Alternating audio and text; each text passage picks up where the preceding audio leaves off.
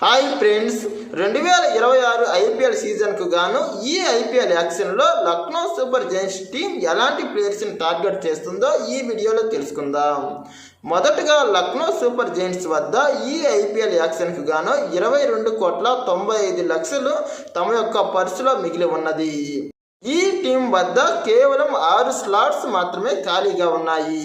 వీటిలో 4 overseas players అనగా విదేశీ ఆటగాళ్లను కొనే అవకాశం ఉంది. ప్రధానంగా ఈ టీం తరపున ఆల్మోస్ట్ అందరూ కిక్ అయ్యే ఉన్నారు. కేవలం 6వ స్థానం మరియు 8వ స్థానాలు మాత్రమే కాస్త ఖాళీగా ఉన్నాయి. కాబట్టి 6వ స్థానంలో నాణ్యమైన ఆల్రౌండర్ అవసరం ఉంది. ప్రధానంగా 6వ స్థానంలో ఆడే అవకాశం ఉన్నటువంటి జేసన్ హోల్డర్ మరియు మిచెల్ బ్రాస్వెల్ మరియు క్యామరన్ గ్రీన్ల కోసం పోటీ పడే అవకాశం ఉంది. అయితే క్యామరన్ గ్రీన్ భారీ మొత్తంలో వెచ్చించాల్సి వస్తుంది కాబట్టి క్యామరన్ గ్రీన్ దక్కే అవకాశాలు ఈ టీంకు చాలా తక్కువే. అందువల్ల నార్మల్ ఆల్రౌండర్ అయినటువంటి మిచెల్ బ్రాస్వెల్ లేదా ఇంగ్లాండ్కు చెందినటువంటి జెమీ ఓవర్టీన్ మరియు దేశవాళీల్లో ఉన్నటువంటి కొందరు ఆల్రౌండర్ల కోసం ప్రయత్నించవచ్చు. అలాగే 8వ స్థానంలో పేస్ బౌలర్గా మార్క్ హెన్రీ మరియు జాకబ్ డప్పీ వంటి బౌలర్ల కోసం ప్రయత్నించవచ్చు.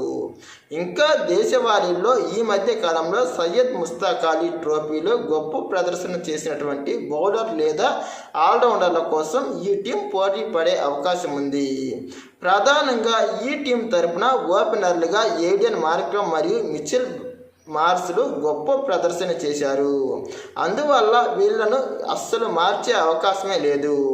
ఇక వన్డౌన్లో నికోలస్ పూరాన్ కూడా గొప్పగానే ఆడుతున్నారు. ఇక 4వ స్థానంలో కెప్టెన్ రిషబ్ పంత్ కాస్త అటు ఇటు ఆడినా అతడు కెప్టెన్ కాబట్టి అతడిని అలాగే కొనసాగిస్తారు.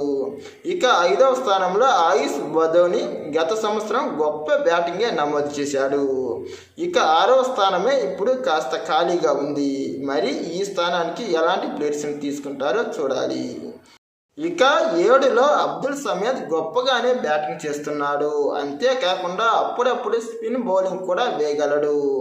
ఇతడే కాకుండా ఓపెనర్గా ఉన్నటువంటి మార్క్రమ్ కూడా అప్పుడప్పుడు స్పిన్నర్గా పనికొస్తాడు.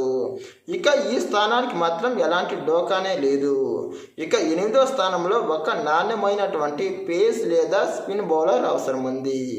మరి వేలంలో ఎలాంటి వాళ్ళను కొంటారో వేచి చూడాలి. ఇక 9లో ధ్రువ రాతి కూడా బాగానే ఉన్నాడు. ఇక ఈ సంవత్సరం అతడి యొక్క పెర్ఫార్మెన్స్ ఎలా ఉంటుందో చూడాలి. ఇక 10లో హైదరాబాద్ నుంచి తీసుకున్నటువంటి మహమ్మద్ షమీని ఆ స్థానంలో పేస్ బౌలర్గా ఉపయోగిస్తారు. ఇక 11లో ఆవేస్ ఖాన్ ఎలాగూ ఉన్నాడు. ఇక ఇంపాక్ట్ ప్లేయర్గా మయాంక్ యాదవ్ను కొనసాగించే అవకాశం ఉంది.